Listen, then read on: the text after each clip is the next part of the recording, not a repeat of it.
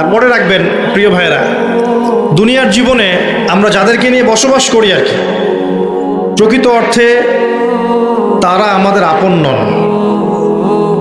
আমাদের প্রকৃত আপন সত্তা হচ্ছেন আল্লাহ রাব্বুল আলামিন। আল্লাহর চেয়ে আপন আপনার কেউ নেই পৃথিবীতে। তো সেই আল্লাহকে আপন করে নেন, আপনি বুদ্ধিমান। আর আল্লাহকে বাদ দিয়ে অন্য সব কিছুকে আপন করে নেবেন, আপনার মৌতের পরে আপনাকে এরা ভুলে যাবে। আপনার মৃত্যুর পরে এরা আপনাকে খুব বেশি দিন মনে রাখবে বলে মনে হয় না, রাখলেও বছরে বছরে একদিন। কিন্তু আল্লাহ রাব্বুল আলামিন একটা মুহূর্ত আপনাকে ভুলে থাকবেন না।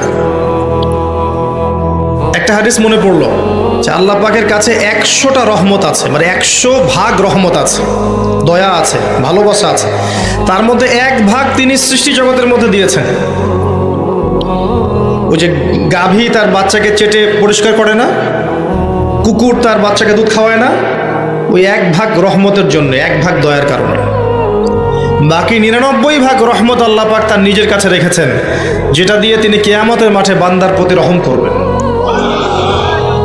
আমরা আল্লাহর রহমত পাবো ইনশাল্লাহ। প্রয়োজন হচ্ছে তওবা করে ফিরে আসা। পাপ হবেই ভাই, জীবনে চলতে গেলে পাপ হবেই, উঠতে বসতে চলতে ফিরতে পাপ হতেই থাকবে, কিন্তু তওবাও হতে থাকবে ইনশাল্লাহ।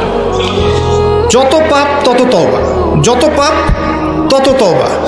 আপনি ঠান্ডা মাথায় এভাবে একটা কাগজ নিয়ে বসেন বাসায়, কাগজ নিয়ে বসে আপনি হিসেব করেন যে মনে করেন, অঙ্ক করেন, মনে করেন আপনার হায়াত 60 বছর, কথার কথা চলে গেছে 30 বছর, বাকি আছে কত বছর?